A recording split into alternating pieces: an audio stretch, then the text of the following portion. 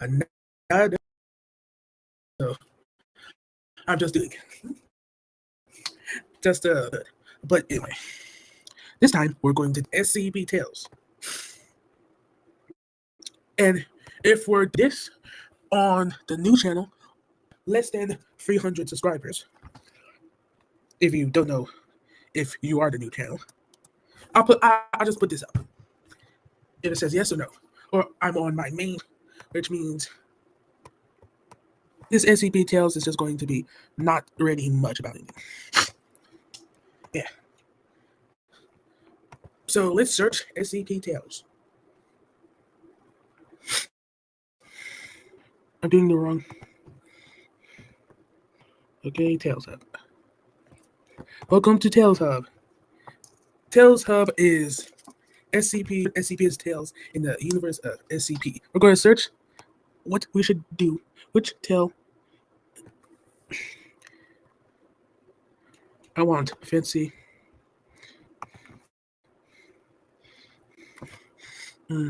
Fancy bureaucracy. Actually, let's do time travel and alternate history.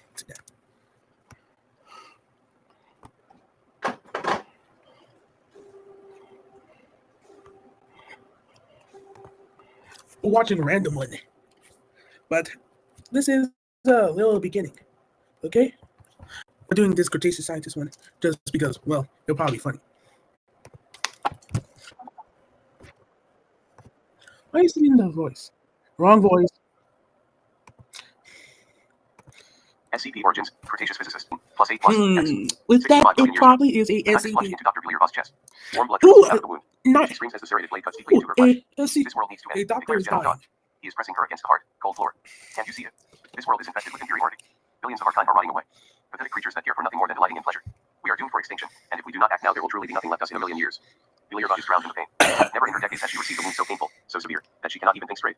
Her vision becomes hazy. She can feel the life within her slowly. You got into the stuff. So tell me, the general hisses, where is the detonator? The detonator to the reactor. It siphons atomic energy right out of another universe. It had been built by brilliant minds far greater than any today many years ago, and powering anything the mind can conceive of: phones, televisions, vehicles, entire buildings, and so on and so forth. The greatest source of energy to ever grace the world. And it is about to end the world. General Dawn drives the blade deeper into Villiers' chest. This sounds The pain interesting. jolts her awake and she screams from the top of her lungs. She can taste her own blood. Think about this, Dr. Villiers. When the weak of our species dies, the strong will emerge from the ashes. Hundreds of warcrafts have already been prepared to evacuate from the planet, just waiting for my signal. And when I'm on board, with my armada in the orbit of the planet, I will press the detonator and see every ounce of weakness. He said the last word with such poise in his voice. Perish from the world. May the weak go extinct. The general's words are like the ramblings of a madling. To know that she had served so many years under the thumb of an individual, no, a creature like this disturbs her. The reactor rumbles quietly in the background. Oh, blah, blah. Best described as a sphere within sphere. There are dozens of rings that rotate around, too blinding to look at for too long. With each rotation, if one stands close enough, one can feel a pulsating wave of pure energy go through their body and soul. That pulsating feeling goes on in the background, like a ticking clock waiting for the midnight hour of doomsday. Villiers can hardly breathe. Where is it, Doctor? Hisses General Dawn. A mad grin has spread across his face. He is putting his entire weight onto the knife, driving it deeper and deeper into her ribcage. Soon it will pierce her heart, and that will be the end of her.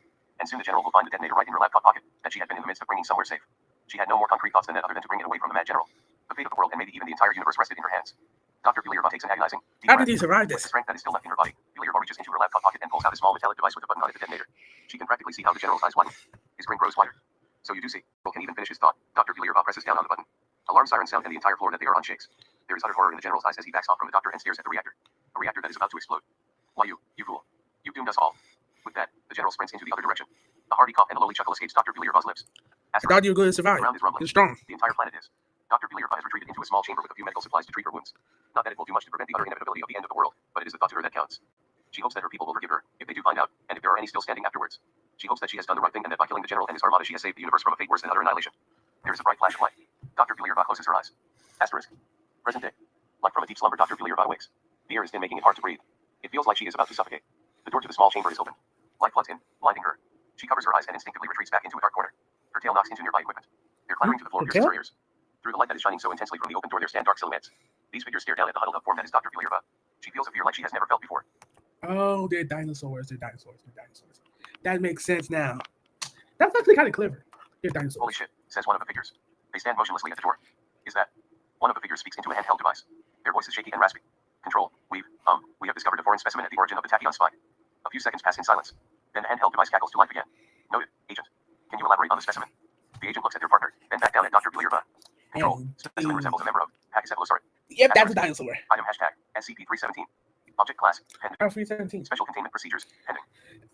SCP-317 is a sapient female dinosaur of a previously unknown species of Pachycephalosaurus. SCP-317- hashtag is the fire damaged remains of what is believed to have been a time machine. Preliminary testing of the intact components revealed high concentrations of highly unstable tachyon particles, one at which point all testing was halted and SCP-317- hashtag was disassembled. Further research is ongoing. Notes: it's not just the...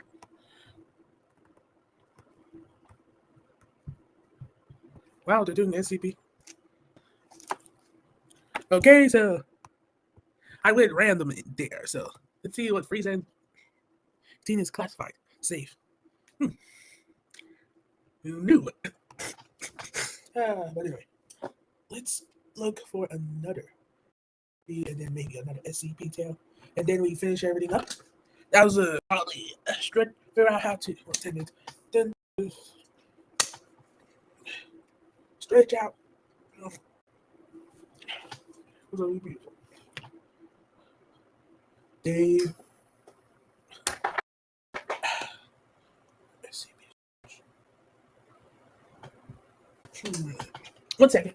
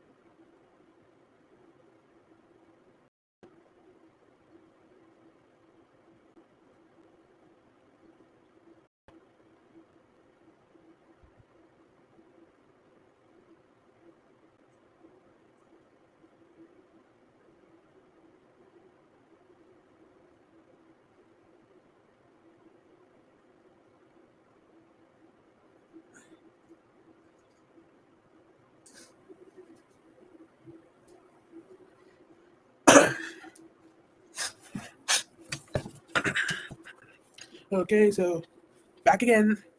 Okay, so let's see. Wait. Okay. SCP and let's see, SCP-15. Let's see what this is. Ooh, safe class. Interesting. Oops. And now. SCP Foundation. Secure. Contain. CP-2515. Rating. Plus 262 plus. Item hashtag. SCP-2515.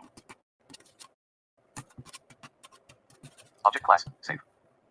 I haven't seen Special it. containment procedures. SCP-2515-A is to be secured in a sterile storage chamber at site. 77. To prevent the object's degradation, the storage chamber's temperature must be maintained at 20 degrees Celsius, and its relative humidity at 45%. SCP-2515-A is to be stored in complete darkness while not in use, and is to be examined daily by a curator from the Department of Antiquities for instances of Anthrax or Passai 1. What Any is? digital photography of I'm not going to SCP-2515-A even is to be question considered a Class C information breach, subject to disciplinary action. Film photography of Oh, this is gonna be SCP-2515-A is interesting. permissible for research regarding SCP-2515-B with explicit permission from the site director. All instances of SCP-2515-B and the film used to develop them are to be immediately destroyed following experimentation. Description: SCP-2515-A is a 1.3 mx 2.0 M oil painting in the style of Jacques Louis David, which was acquired in a raid on the Paris residence of an anomalous art dealer. SCP-2515-B Anomalous is a art dealer? designation given to all photographs of You SCP-2515-A guys and from analysis of SCP-2515-B. SCP-2515-A is an equestrian portrait of Napoleon Bonaparte, depicted holding an electric lantern 2, inscribed with the words "Open 583" as his army marches through a mountain pass in the dark. To the right, a group of 4 soldiers is depicted holding up a bronze statue of an armored female figure, carrying a square and compasses, on a pedestal inscribed with the words "Via Ever Before." In the background of the painting, a star fort is visible at the foot of the mountain pass being crossed. The fort is surrounded by corpses, and the perspective is such that a pool of a fluid, typically identified by viewers as blood, can be seen within the fort. Okay, The blah analysis blah of blah. SCP-2515 manifests for the duration that an individual used SCP-2515-A, or an instance of SCP-2515-B. While viewing either, individuals may claim to have knowledge about SCP-2515-A, despite SCP-2515 not being found in any historical or cultural records accessible by the Foundation. Once Starts in individuals stop Napoleon. viewing SCP-2515 That's or an anomalous art. SCP-2515-B, the anomalous effect cease. The depth of the individual's knowledge is consistent with the level of their educational attainment regarding art history, which can range from having no knowledge to being able to give a detailed interpretation of the elements of SCP-2515-A5. As of yet, no information given by affected individuals I about don't get. SCP-2515-A has been contradictory. Plus Interview Report 2515-04. Interview Report 20. Interviewer, D77-9275, art historian and political dissident from. Interviewer, Dr. Chen, Level 2 researcher. Forward, interview conducted over intercom system. Dr. Chen has not previously viewed SCP-2515-A, or an instance of SCP-2515-B. Begin log. Dr. Chen, D77-9275, what do you see on the wall in front of you? D77-9275, no verbal response. Dr. Chen, D77-9275, So he's looking at the I wall. repeat, what do you see on the wall in front of you? D77-9275, speaking slowly. If I am to believe my own eyes, the original Napoleon crossing the Urals. Dr. Chen, that is correct. D77-9275, who was the artist behind the painting? D77-9275, Napoleon crossing the Urals is the last great work of Jacques Louis David, completed during his final years as Napoleon's court painter in the year 18,226. Dr. Chen, D77-9275, could you elaborate on the historical background of the painting? What does it depict? D77-9275 is a scene from the Siberian campaign, the crossing of the Pass of Napoleon, which, as you might expect, was named after this particular incident. Dr. Chen, D77-9275, tell me more about the Siberian campaign. D77-9275, well, I'm sure you know the BAS. Dr. Chen, cutting D77-9275 off. No, I don't. D77-9275, redacted. Dr. Chen, going back to the painting, what can you tell me about the lantern that Napoleon is holding? D77-9275, the inscription on the lantern reads Lumen Fide, which is Latin for light of faith. Notice how the lantern is the only light source in the entire painting. David was telling us, the viewers, that only faith can illuminate and enlighten the world. Look at it in the distance, their barbaric fortress is shrouded in darkness. Even the light of cannot enlighten them. No, David shows us that they must be enlightened by force. Dr. Chen, is the statue of Europa a depiction of D77-9275? Not exactly. I No. hate. The statue of Europa bears a double meaning in What Napoleon am I crossing the Urals. To the masses, Europa represents the god of Europe, the Christian god of Europe, of course. Not so to the neo-Gnostic elites like Napoleon and David. To them, Europa was the embodiment of logic, reason, and the divine enlightenment of the European continent. The statue of Europa is an allegory for, certainly, but it is not a depiction of. In fact, David and the neo-Gnostics would never have even spoken of, whom they never knew of by name. Dr. Chen, if I that's the case, do not how know did they know what of any of that is. D77-9275, the impact of the scientific revolution extended far beyond the scientific domain. With the widespread dissemination of Newton's Principia, the concept of a clockwork universe became increasingly popular among European literati. What began as a form of natural philosophy gradually transformed itself into a matter of religious doctrine, as debate raged over the first cause of the clockwork universe. The winners of the debate were advocates of what we know of as the first cause of the clockwork universe, and unwittingly resurrected his worship. They laid the foundation for the neo-Gnostic movement of Napoleon and David's time, and with it, the conflict against what the neo-Gnostics saw as the demiurge across the Urals. Dr. Chen, I have one last question for you today. You mentioned the fortress in the background briefly, but could you elaborate more about it? D77-9275, certainly. I'm getting The Empire headache. adopted star forts from Sometimes Europeans, it's but they difficult to modified them to their know. own ends. Look at the corpses, piled up around the fortress, and the pool of blood in the center. After battles and raids, they would take prisoners to their fortresses, where they would perform their ancient rite of exsanguination. Drop by drop, they bled out their victims into their banks of coagulated blood, preserved to fuel their future rituals. Corpses, too, were valuable This will resources. be saved for Piled later. up around fortresses, corpses disheartened and diseased any approaching army. Furthermore, once their enemies were close at hand, they could perform their rite of Yeah, consumption. definitely saved it What this later. particular rite entailed is still a matter of Napoleon's journal of the Siberian campaign, a description of its aftermath. 100 drops, 1,000 rose. 1,000 rose, 10,000 fell. Needless to say, assaulting fortresses was hardly a trivial maneuver, even for Napoleon's continental army. Dr. Chen, after a pause. That's enough for today. You will be escorted back to your chamber. End log. Closing statement. After the interview was concluded, Dr. Cheng submitted a request to reserve D77-9275 for future testing of SCP-2515. The request was approved by the active site director. Footnotes. 1 commonly known as carpet beetles. 2 an anachronism. 3 Latin 4 line of faith.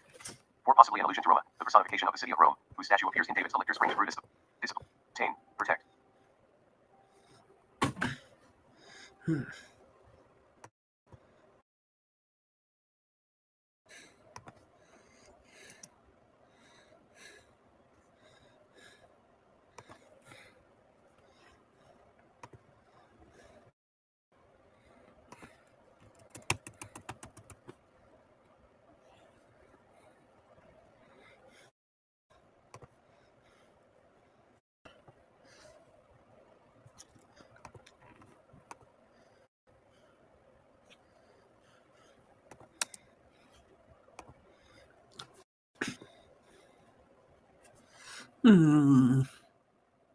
Space opera. Let's do Utopian. It's unique for the SCP universe, but it's funny.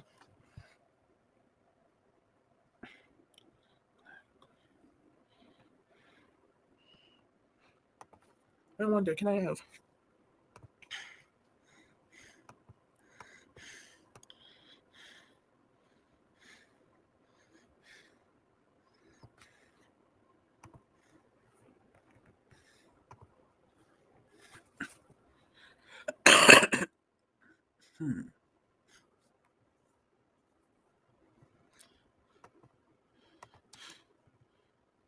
Actually, I'll do world building. World building.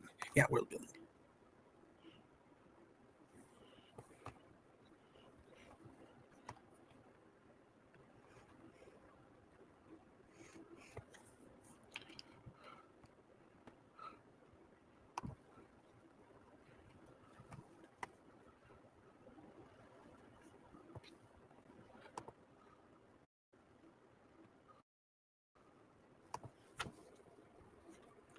Give me a second. I got prepared.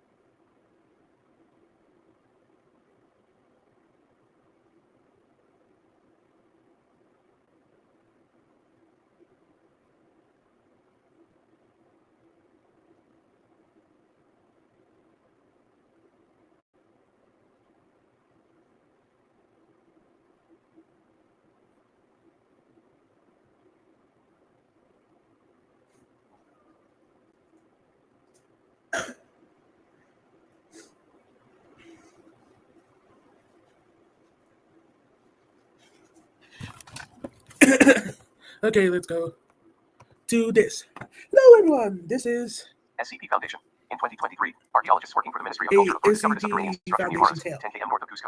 The repository was constructed of large dry stone and is dated between 1465 to 1478, the height of the Inca Empire. Found within were over 800 perfectly preserved quipu, a type of recording device made of knotted strings that was common in pre-Columbian Andean societies. While typically used to record economic, demographic, or military data, these quipu were discovered to possess anomalous properties and were seized by the Foundation. The anomalous properties of the protectors of Inti quipu activate when an instance is held by a woman over 6 of age. This subject is drawn into a trance state, in which she begins to recite the information documented on the quipu. This information is spoken in southern Quechua, and is only audible to women over 36 years of age. Okay, so The it's appears to have been composed by an anomalous normalcy organization that was active within the stretches of the Inca Empire. No information on such an organization has been found in the Site 4 archives, suggesting the protectors of Inti fell rapidly alongside the Empire. Yep, The protectors of Inti that archive makes is held in sense. the Site 43 archives and revision section for It just digitalization and died with analysis. its empire. Double-spouted ceramic vessel discovered within the protectors of Inti archive. Point transcript 001. Type, immovable, cut in situ. Required resources. 1 MITA laborer, 1 perpetually. 4 MITA laborers, each IMURE 2. 10 local men, each IMURE. 12 lavas, each IMURE. Estimated cost of failure. Year 1, 100 families. Year 2, 800 families. Year 3, 10,000 families. Year 4, 50 families. Year 5, 0 families. Conclusion. Method. Population is warded from the monkey at all times. It's protected by a single man. I do not get any of this. Yearly, on the 16th day of IMURE. Midway 3 of Nazca Village indefinitely deferred. Story. After Topa Inca Yupanqui's mighty victory over the Chimbu, he traveled back to Cusco through the Nazca Desert, subsumming towns in Cutinciju. Here, his men discovered a geography of angular waves. In the center was a tower 20 rick to 4 tall, We're gonna do this. which curved into an orthotic spiral of concentric circles, 20 rick in diameter. When the men set on geography, a mouth appeared from below the Menaco. When the men used their slings to strike the tower, a mouth appeared from below the Menaco. The Sith Inca, Topa Inca Yupanqui, sent men to the nearby village for information on the creature. They described the tower as the tail of a monster created by their ancestors. They described it as a waterfly created by men. The Chimbu attempted to use the force of the great empire to fight it, but lost at least 1,000 men in the attempt. The creature gets hungry and thirsty every year, and its hunger may be unbounded. Contact. The protectors of Indy were officially informed of the monkey 4 days later. No actions were taken at this time. The people of the small nearby village, Nazca, resisted Topa Inca Yupanqui's might and refused to pay tributes. The water pot was claimed for the Sith Inca's collection, and the population was subjected to Mitha, resettled in Kalasiu. The following year, the monkey began to eat the inhabitants of nearby towns. At this time, the Sith Inca was conquering lands further north, so the magistrate sent runners to inform the physics of the disaster by use of the great roads. By the time the protectors of Indy arrived 12 days later, the great monkey had returned to its resting place. It was angry and hungry, but exhausted. 2 small towns, 64 families, were destroyed in this attack, and the few saw that the beast would be powerful enough to reach throughout the Cutinciju, it became angry again. This is when the protectors of Indy established the current control method. Fortunately, the 40 survivors among the resettled Nazca community were easily located by their high status women wearing fish pattern garments and distinct ancient pottery they took with them. Despite the deaths of their village elders during relocating, communal knowledge proved sufficient to establish control over the monkey. Object. Honored quadrant. Giant monkey, embedded in the ground of geometric waves. It is not located on site 9.7. Honored quadrant. 1,000-year-old piece of pottery with 2 towns. It shows a killer whale holding a trophy head. Allows a man to approach the monkey in order to provide him with free pot shade of water. Ritual. The creature is kept alive and dormant through an annual ritual. 12 men bring the appropriate for a harvest festival, and walk the entirety of the line drawn at the peak of the monkey's platform, while 4 men in the designated area perform 24 feet percussion. The men sing songs similar to this, tying their hands on the 4 keys. Each time the 12 men reach the end of the segment, 1 man releases the water content of the pottery in the monkey's mouth. The ritual lasts from noon to sundown. Following the ritual, 12 llamas are to be led to the platform and fetch the creature. Celebration. The monkey expects to observe reform dance, music, and chicken consumption following the conclusion of the ritual. If the delegation fails to provide this, the monkey eats all men present. Update. Estimated cost of failure confirmed following the calamity of the Spanish invasion. Why have become inactive? Concluded. Licensing/citation. Footnotes. 1 mandatory service within the Inca Empire, in lieu of monetary taxation, i.e. 40. To the 5th month of the Inca calendar, approximately May. Well, I guess they were good. So, yeah. Wait, did I forgot to put the screen up? Hopefully I did. Bye. I'm just tired. Okay. 3, 2, 1.